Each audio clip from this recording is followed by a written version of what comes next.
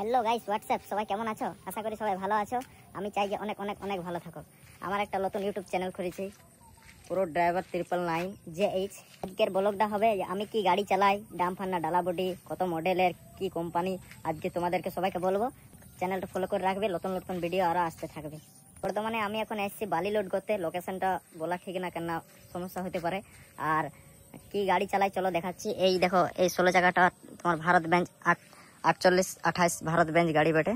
Steering এই তো খুব ভালো কন্ডিশনের। এর গিয়ার লেবার আছে 10 গিয়ারের গাড়ি আছে। এটা যে মিটার, আর ইয়ার সুইচ আছে এইগুলা, এইসবগুলা ওয়েলফেয়ার, এইসব লুকিং গ্লাস। তারপরে এই তোমার সিসা নামা ওঠা আছে।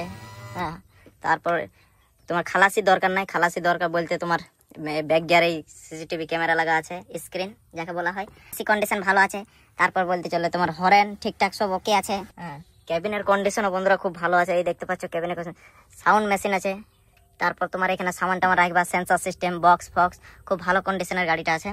এই গাড়িটা এখন আপাতত আমি চালাচ্ছি, পারমেন্ট চেপেছি, মালিক আমাকে পারমেন্ট দিয়েছে। এই দেখতে পাচ্ছ ভালো কন্ডিশনের গাড়ি বাই করেছে, ভারত বেঞ্চ। এই দেখো লুকিং গ্লাস, এই তোমার সিসা উঠা নামা সব কিছু হবে। তো চলো বাহারকার ডিজাইনটা কিছু আপনাদেরকে দেখাচ্ছি। চলো, বাহার থেকে ডালার কন্ডিশন এরকম আছে। হ্যাঁ, ডালা ভালো মজবুত ডালা। এর পার্টসেরও দাম বেশি খুব। সিট ডাউন আপ করার জন্য ভালো কন্ডিশন করেছে। এই দেখতে পাচ্ছ আপনি উঠে যাবে, এটা আপনি নেমে যাবে। আপ ডাউন 23-এর মডেল গাড়ি, একদম ঝাকাস গাড়ি আছে। গাড়িটা চালাই কিন্তু খুব মজা আছে, যা আছে না আছে। হ্যাঁ, গাড়িটা রানিং গাড়িতে খুব রিল্যাক্স, মানে 4 চাকার মতন, 4 হুইলের মতন ফিল হয়। লোড গাড়িতে বলতে পারো তোমার কন্ডিশন চালাতে আর করতে কোনো অসুবিধা হয় না, সলিড কন্ডিশন আছে গাড়িটা। চলো বন্ধুরা, বালি লোড হবে তখন দেখাবো।